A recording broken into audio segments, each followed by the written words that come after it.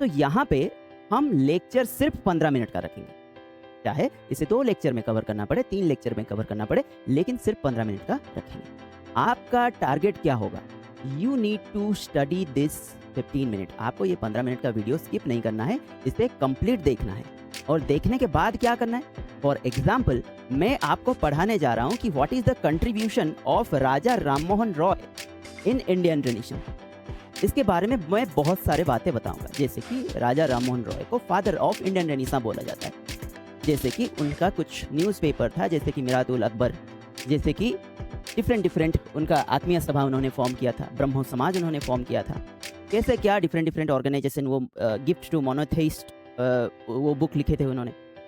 तो we will in the end of this lecture आप राजा राममोहन रॉय लिखोगे और उनके रिलेटेड 5 पॉइंट्स आपको याद होने चाहिए। अगर आपने मान लो 4 पॉइंट याद किया तो 5वां पॉइंट आप रेड पेन से लिख लो कि ये वाला मैं भूल रहा हूँ, आई नीड टू रिमेंबर और recall this. Okay, hello everyone, welcome to this new lecture series of modern Indian history. अब तक हमने मॉडर्न इंडियन हिस्ट्री के 10 लेक्चर कंप्लीट कर लिया है और आज हम 11वां लेक्चर शुरू करेंगे। तो इन दिस लेक्चर बेसिकली क्या होने वाला है, ये जो लेक्चर है one of the boring chapter of history. यहाँ से सवाल क्या फंसेंगे जो हम लास्ट क्लास डिस्कस किए थे अबाउट रिफॉर्म मूवमेंट। ओके, तो इस क्लास में रिफॉर्म मूवमेंट के वेरियस अदर डायमेंशन ढूंढेंगे। जैसे कि मैंने क्या बोला था, इस टॉपिक से सवाल ये फंसेगा कि कौन सा ऑर्गेनाइजेशन किसने बनाया था, या फिर पूछ सकता है उनका क्रोनोलॉजिकल ऑर्डर कि कौन सा ऑर्गेनाइजेशन पहले बना, कौन बाद में बना, ठीक है, या फिर कौन सा ऐसा रिफॉर्मर था, रिफॉर्मर ने बहुत सारे न्यूज़पेपर डिफरेंट बुक्स लिखे हैं, और उसके ऊपर से सवाल आ सकता है कि कौन सा newspaper is associated with which personality. In the same way the books and it's author can be asked. तो यहाँ पे हम लेक्चर सिर्फ 15 मिनट का रखेंगे, चाहे इसे 2 लेक्चर में कवर करना पड़े, 3 लेक्चर में कवर करना पड़े, लेकिन सिर्फ 15 मिनट का रखेंगे। आपका टारगेट क्या होगा? You need to study this 15 minute. आपको ये 15 मिनट का वीडियो स्किप नहीं करना है, इसे कंप्लीट देखना है। और देखने के बाद क्या करना है? फॉर एग्जाम्पल, मैं आपको पढ़ाने जा रहा हूँ कि what is the contribution of Raja Rammohan Roy in Indian tradition. इसके बारे में मैं बहुत सारे बातें बताऊंगा, जैसे कि राजा राममोहन रॉय को फादर ऑफ इंडियन रेनेसां बोला जाता है, जैसे कि उनका कुछ न्यूज़पेपर था, जैसे कि मिरातुल अकबर, जैसे कि डिफरेंट उनका आत्मीय सभा उन्होंने फॉर्म किया था, ब्रह्मो समाज उन्होंने फॉर्म किया था, कैसे क्या डिफरेंट ऑर्गेनाइजेशन, वो गिफ्ट टू मोनोथेइस्ट वो बुक लिखे थे उन्होंने। तो we will in the end of this lecture आप राजा राममोहन रॉय लिखोगे और उनके रिलेटेड 5 पॉइंट्स आपको याद होने चाहिए। अगर आपने मान लो 4 पॉइंट याद किया तो 5वां पॉइंट आप रेड पेन से लिख लो कि ये वाला मैं भूल रहा हूँ, आई नीड टू रिमेंबर और recall this. Okay, now we will proceed the father of Indian renaissance about Raja Rammohan Roy. तो इनका बर्थ होता है 1772 में, known as father of Indian renaissance. Okay, अब ये बेसिकली एक जमींदार फैमिली से बिलोंग करते थे और during his initial days he worked as a diwani official in British East India Company. Next हम क्या देखेंगे कि इन्होंने मोनोथेइज्म को प्रीच किया, मतलब इन्होंने प्रीच किया कि हमें एक ईश्वर में मानना चाहिए। Multiple Hindu religion had multiple gods और had the trend of tradition of worshipping multiple gods. Raja Rammohan Roy ने एम्फसाइज किया कि हमें एक गॉड, एक भगवान को मानना चाहिए, मोनोथेइज्म। इसके लिए उन्होंने लिखा गिफ्ट टू मोनोथेइस्ट। ओके, ये बुक आपको सवाल क्या आएगा, गिफ्ट टू मोनोथेइस्ट किसने लिखा था? फिर हमने पहले भी डिस्कस कर लिया है कि उन्होंने वेद और उपनिषद को बंगाली लैंग्वेज में ट्रांसलेट किया था। ठीक है, वेद और उपनिषद को बंगाली लैंग्वेज में ट्रांसलेट किया था। और एक जो creation by Raja Rammohan Roy is precept of Jesus, precept of Jesus, इसे भी राजा राममोहन रॉय ने लिखा था। फिर हम देखेंगे तो 1814 में राजा राममोहन रॉय ने आत्मीय सभा क्रिएट किया था। 1814 में आत्मीय सभा क्रिएट किया था। और हिंदू कॉलेज जो था which was founded by David Hare, ये हिंदू कॉलेज फाउंडेशन में भी इनका कंट्रीब्यूशन था राजा राममोहन रॉय का। अगर हिंदू कॉलेज देखे that was established by David Hare, okay, but इसमें भी राजा राममोहन रॉय का कंट्रीब्यूशन था। फिर इन्होंने वेदांत कॉलेज एस्टेब्लिश किया इन 1825 में। इन्होंने 1828 में ब्रह्मो सभा फॉर्म किया, जो कि आगे जाके ब्रह्मो समाज में कन्वर्ट हो जाता है। Okay, which will be later in later period which will be known as Brahmo Samaj of India. Okay, ब्रह्मो समाज।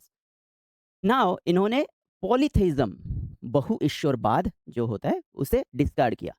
इन्होंने स्क्रिप्चर को बोला कि नो फाइनल अथॉरिटी, जो वेदों का फाइनल अथॉरिटी इन्होंने नहीं माना। जैसे कि ये बोलते हैं कि Vedas are also subjected to rationalisation. वहाँ पे जो लिखा है हम उसे सही से पढ़ेंगे और दिमाग से सोचेंगे क्या वो अप्लाई होता है आज के टाइम पे। After that only we will apply. Okay, ये सवाल यहाँ से फंसेगा कि कर्म के बारे में राजा राममोहन रॉय ने क्या बोला था। कर्म थ्योरी जो था, ट्रांसमाइग्रेशन ऑफ सोल, पुनर्जन्म के बारे में, कर्म के बारे में राजा राममोहन रॉय का कोई डेफिनाइट स्टैंड नहीं था। ओके, फिर इन्होंने कास्ट सिस्टम को क्रिटिसाइज किया था। ओके, अब अगर हम देखें कि राजा राममोहन रॉय के एफर्ट से एबोलिशन ऑफ सती का जो एक्ट आया था 1829 में during the rain of William Bentinck, वो उस एक्ट का नाम क्या था? Regulation 7 of 1829। तो सती एबोलिशन एक्ट राजा राममोहन के द्वारा लाया गया था। फिर इन्होंने पॉलीगैमी, चाइल्ड मैरिज, इसके ऊपर भी काम किया, इसको डिस्कार्ड किया इन्होंने। ठीक है, इन्होंने विमेन्स का जो राइट था इनहेरिटेंस मतलब प्रॉपर्टी के ऊपर, विमेन के राइट के लिए इन्होंने एडवोकेट किया था। ठीक है, फिर इन्होंने वेदांत कॉलेज एस्टेब्लिश किया था 1825 में, ऑलरेडी हमने पढ़ लिया है। हिंदू कॉलेज जो डेविड हेयर बनाए थे उसमें भी इनका योगदान था। ठीक है, ये दो न्यूज़पेपर, संबाद कौमली जो बंगाली में था और मिरात उल अकबर जो पर्शियन में था, it is related to Raja Rammohan Roy. Okay, फिर इन्होंने ऑपरेसिव जमींदारी प्रैक्टिस जो था उसे भी अपोज किया था। इन्होंने इंडियनाइजेशन ऑफ सर्विसेज, जैसे कि जो हायर पोस्ट है या फिर ब्रिटिश ईस्ट इंडिया कंपनी के अंडर जो जो सर्विसेज है उसमें इंडियन पार्टिसिपेशन कैसे बढ़े उसके लिए ये एक्टिव प्रोटेस्ट कर रहे थे। ओके, तो these are the things about Raja Rammohan Roy. ठीक है, अब सी वन थिंग नाउ,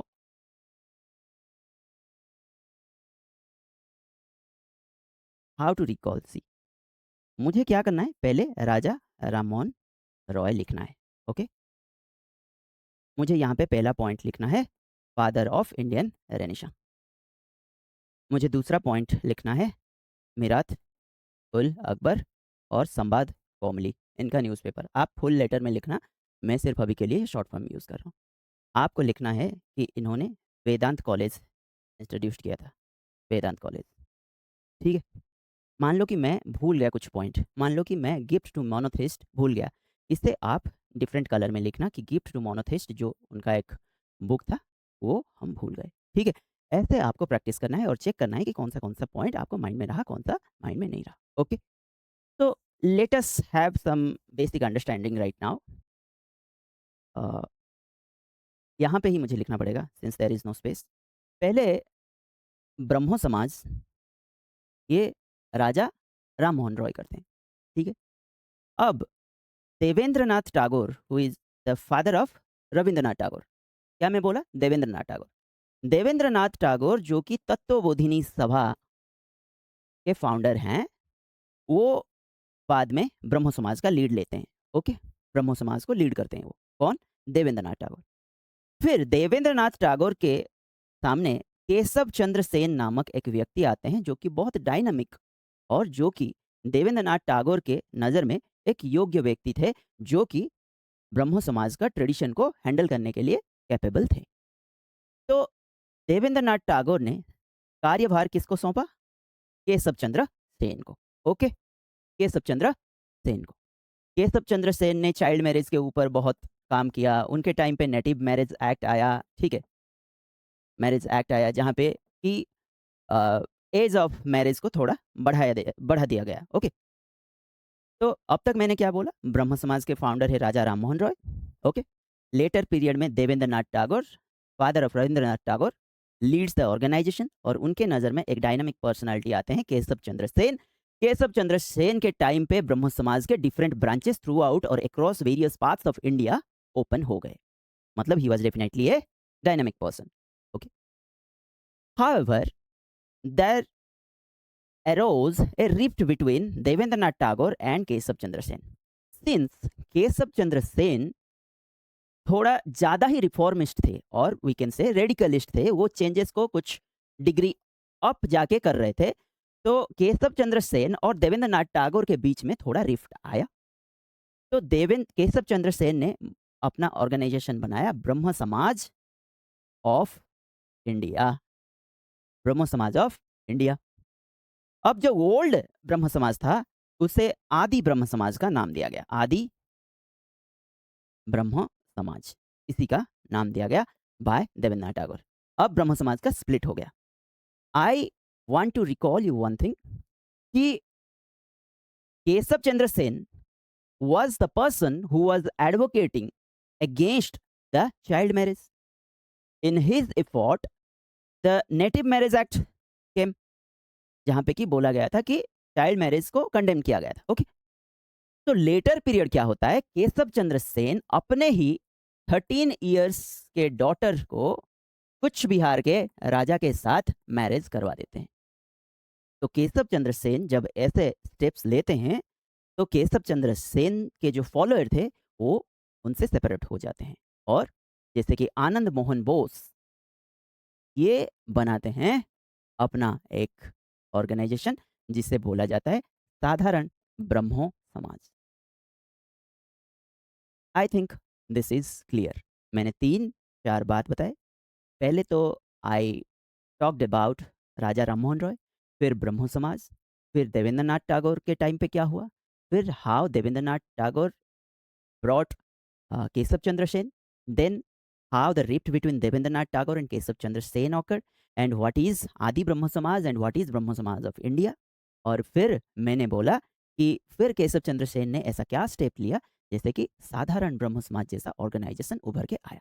तो this is one of the important part. You can, if you are unable to recall it right now, then go back and watch again from this explanation।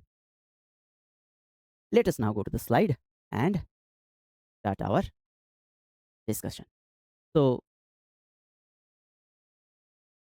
basically we have completed this। Okay, see, जब राजा राममोहन रॉय जब राजा राममोहन रॉय ब्रह्मो समाज create कर रहे थे और reform कर रहे थे हिंदू रिलीजियन को, हिंदू सोसाइटी को, तब उनको अपोज करने वाले आ गए राधाकांत देव। ये याद रखना, राधाकांत देव, ठीक है। ही अपोज्ड रॉयज ब्रह्मो समाज, ठीक है। Orthodox section opposed his idea of idolatry, women's right, social reform. जैसे कि वो सती को एडवोकेट कर रहे थे। राजा राममोहन रॉय की खुद की भाभी जो थे वो भी, उन्हें भी सती के लिए मतलब फोर्स किया गया, और इनके खुद के माँ इनको मतलब बेदखल कर दिए। ओके, तो this is what happening in his own house. तो जो ऑर्थोडॉक्स सेक्शन ऑफ सोसाइटी थे जो कि थोड़ा कंजर्वेटिव थॉट्स के थे, जैसे कि राधाकांत देव, ये राममोहन रॉय को अपोज करने लगे। ओके, अब मैंने बताया कि देवेंद्रनाथ टैगोर लेटर पीरियड में, जो कि तत्वबोधिनी सभा को ऑलरेडी हेड कर रहे थे, Debendranath Tagore in later phase will head the Brahmo Samaj. Then Keshav Chandra Sen का अराइवल होगा। केशव चंद्र सेन ने वेरियस रिफॉर्म पीजान्स के राइट के बारे में इन्होंने एडवोकेट किया, और केशव चंद्र सेन के टाइम पे ही ब्रह्म समाज के various organization across India open होगा। फिर इन्हीं के ही केशव चंद्र सेन के ही एफर्ट से नेटिव मैरिज एक्ट पास होगा। ओके, फिर लेकिन केशव चंद्र सेन जब अपने बेटी का विवाह करेंगे महाराजा ऑफ कूच बिहार, तो उसी टाइम में केशव चंद्र सेन के जो फॉलोअर थे जैसे कि आनंद मोहन बोस, वो फॉर्म करेंगे साधारण ब्रह्म समाज। और जब केशव चंद्र सेन और देवेंद्रनाथ टैगोर में रिफ्ट होगा तो देवेंद्रनाथ टैगोर क्या फॉर्म करेंगे, आदि ब्रह्म समाज, और केशव चंद्र सेन वो करेंगे ब्रह्म समाज of India. I think this is clear.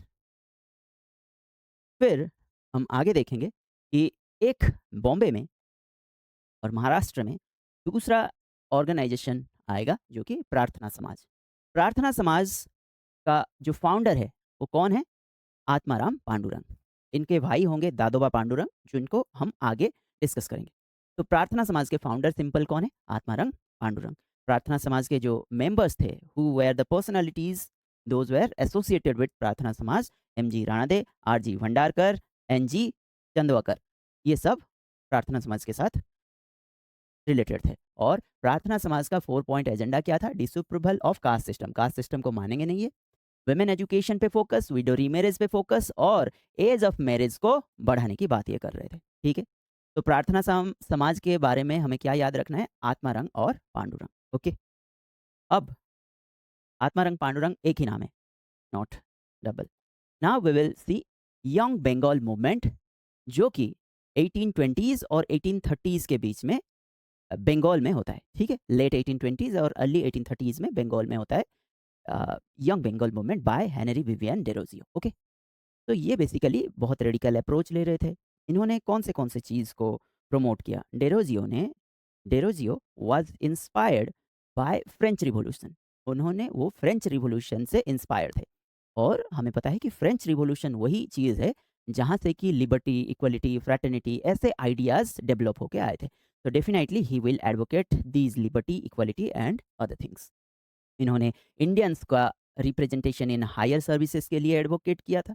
फिर इन्होंने जो ऑप्रेसिव जमींदार थे उनसे रॉयत यानी फार्मर्स के प्रोटेक्शन की मांग की थी। इन्होंने इंडियन लेबर को बाहर कंट्री में, दूसरे कंट्री में कैसे अच्छा ट्रीटमेंट मिले उसके बारे में भी इन्होंने काम किया था। फ्रीडम ऑफ प्रेस के बारे में काम किया था।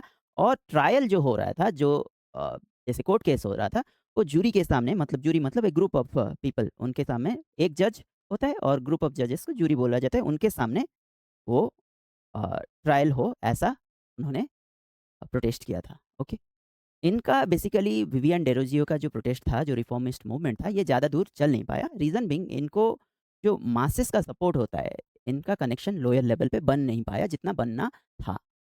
तो ये हेनरी विवियन डेरोजियो का खत्म हुआ।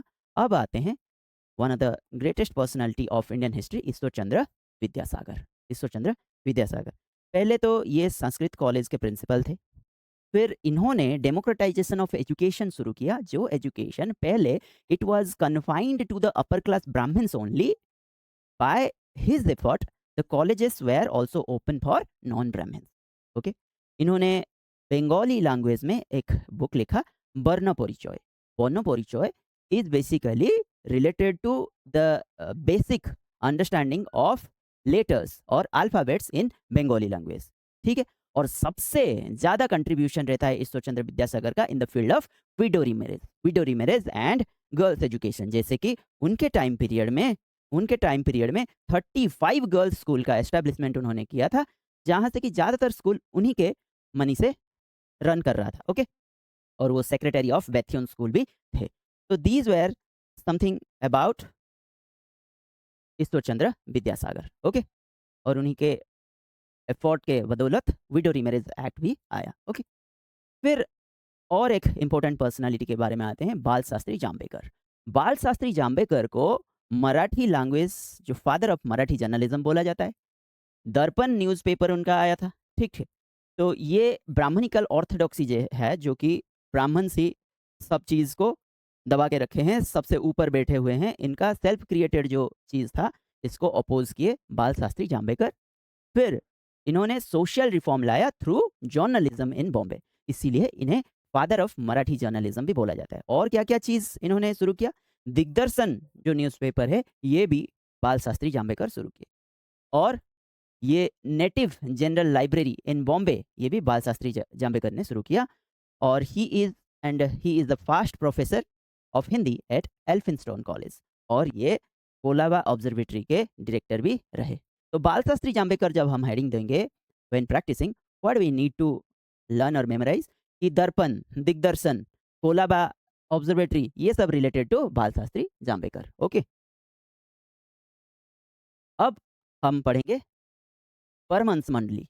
ठीक है, यहाँ पे जो फाउंडिंग ईयर है, इसे भी याद रखना जितना हो सके, क्योंकि क्रोनोलॉजिकल ऑर्डर अगर पूछ देगा तो in that case we need to remember these things. Okay, तो Paramhans Mandali is basically by Dadoba Pandurang. Already I had explained कि प्रार्थना समाज जो आत्माराम पांडुरंग के द्वारा हुआ था, उनके भाई हैं ये दादोबा पांडुरंग। तो इन्होंने परमहंस मंडली ओपन किया था, और ये परमहंस मंडली एक सीक्रेट सोसाइटी के हिसाब से काम कर रहा था, क्योंकि ये क्रिएट होता है 1850 में। 1850 में when a person is talking about cast, वो कास्ट का जो स्टेटस को था, जो बनी बनाई प्रथा था, तो उससे जब एलिमिनेट करने की बात कर रहा है, तो खुलेआम तो आके बोल नहीं सकता। जैसे कि 20-30 साल पहले to have a discussion over homosexuality was not so easy. 20-30 साल पहले अगर होमोसेक्सुअलिटी के ऊपर बात होता तो फिर कोई एक्सेप्ट नहीं करता। अब आज के डेट में होमोसेक्सुअलिटी को एक्सेप्ट किया जा रहा है या फिर सुप्रीम कोर्ट का भी वर्डिक्ट आ चुका है उसके ऊपर। But the point is that कि 30 साल पहले क्या बात कर सकते थे हम? नहीं ना। तो ये 1850 में बात कर रहे हैं कि कैसे ये जो कास्ट वाले सिस्टम को, ठीक है, कास्ट वाले रूल को ये हटाएंगे। तो ये काम कर रहे थे एज ए सीक्रेट सोसाइटी, मतलब छुप छुपा के काम कर रहे थे। ओके, इनका एक खासियत था, इनका जो मीटिंग हो रहा था, जो मीटिंग होता था परमहंस मंडली में, वो मीटिंग में जो कुक खाना जो बनाया जाता था वो एक लोअर कास्ट पर्सन के द्वारा बनाया जाता था और उसे सब मिलके खाते थे। ओके, नाउ वीडो रीमेरेज के ऊपर इन्होंने भी बात किया। तो this is about Paramhansa Mandali by Dadoba Pandurang and which acted as a secret society. Now we are talking about Satyashodhak Samaj by Jyotiba Phule. Jyotiba Phule, from the title Phule means gardener. He was coming from a gardener background. However, he got the education from missionaries. Okay, तो इसी के लिए, इसी modern education के लिए उनके अंदर वो जो एनलाइटमेंट वाला चीज़ आ गया और वो एडवोकेट करने लगे। ये जो अनटचेबिलिटी था प्रिवेलिंग इन सोसाइटी, उसके ऊपर ज्योतिबा फुले ने काम किया। ओके, जैसे कि राम को उन्होंने ब्राह्मणिज्म का सिंबल माना और उसके वजह उन्होंने राजा बाली को वो पूजा करते थे। उनके हिसाब से Bali was the symbol of equality, whereas Ram is the symbol of brahmanical orthodoxy. तो ये लोग, मतलब Jyotiba Phule was promoting the worship of Raja Bali. ठीक है, और सार्वजनिक सत्य धर्म, गुलामगिरी, ये किताब लिखा है बाय ज्योतिबा फुले। गुलामगिरी जो किताब है, ये गुलामगिरी में ज्योतिबा फुले ने बताया कि how the slavery system prevalent in USA is analogous to the caste system of India. जैसे कि यूएसए में स्लेवरी सिस्टम प्रिवेलेंट था, उसी टाइप के इंडिया में जो कास्ट सिस्टम है इक्विवेलेंट है उसी के तरह। ठीक है, और जैसे कि हम देखेंगे उनके वाइफ जो सावित्रीबाई फुले थे, ज्योतिबा फुले के वाइफ सावित्रीबाई फुले, उन्होंने पुणे में पहले फर्स्ट गर्ल्स स्कूल इन्होंने ओपन किया। और let us not forget one thing, इन्होंने नाइट स्कूल का भी शुरुआत किया था। Night school was for labour. ठीक है, जो लोग दिन में बिजी रहते हैं, दिन में काम करते रहते हैं, उनके लिए नाइट स्कूल इन्होंने खोला था। नाइट स्कूल में ऐसा फैसिलिटी था कि उनको कुछ इंसेंटिव दिया जाता था, जैसे कि खाना मिल जाए। तो फिर इस तरह से इन्होंने एजुकेशन को प्रमोट किया। ठीक है, और पायनियर ऑफ विडो रीमेरेज, इन्होंने होम फॉर विडोज इन 1854 बनाया था और ज्योतिबा फुले को महात्मा का टाइटल भी मिला था। ओके, आई थिंक आज के लेक्चर में इतना रखते हैं क्योंकि इससे ज़्यादा आपका हजम नहीं होगा। ठीक है, और इससे आगे हमें जाना नहीं चाहिए। और ज्योतिबा फुले का सत्यशोधक समाज एक ऑर्गेनाइजेशन, सत्यशोधक समाज, तो उसके बारे में हम नोट में ऐड कर देंगे, हालांकि ये स्लाइड में नहीं है। तो आज के लेक्चर में इतना ही। आपको क्या करना है, जितने भी मैंने रिफॉर्मर्स या फिर ऑर्गेनाइजेशन के बारे में बताया, आपको वो सारे ऑर्गेनाइजेशन या फिर रिफॉर्मर्स लिख लेना है। After the lecture you start writing one by one by taking a rough copy. That is the only way. Bore सबको लगता है, लेकिन एग्जाम में इसी से ही सवाल आएगा। सिंपल सवाल आया था कि E V Ramaswamy Naicker self respect movement के स्टार्ट किसने किया था, सेल्फ रेस्पेक्ट मूवमेंट, और आंसर है ईवी रामस्वामी नाइकर। कल सुबह प्रार्थना समाज के ऊपर सवाल आ सकता है, कल सुबह परमहंस मंडली के ऊपर सवाल आ सकता है। तो आपको रेडी रहना है, और कैसे रेडी रहना है, जहाँ पे सबको बोर लगेगा, कोई नहीं करेगा, वहीं पे कर लो 15 मिनट, दैट्स इट, काम बन जाएगा। तो this much for today, have a good day and keep studying.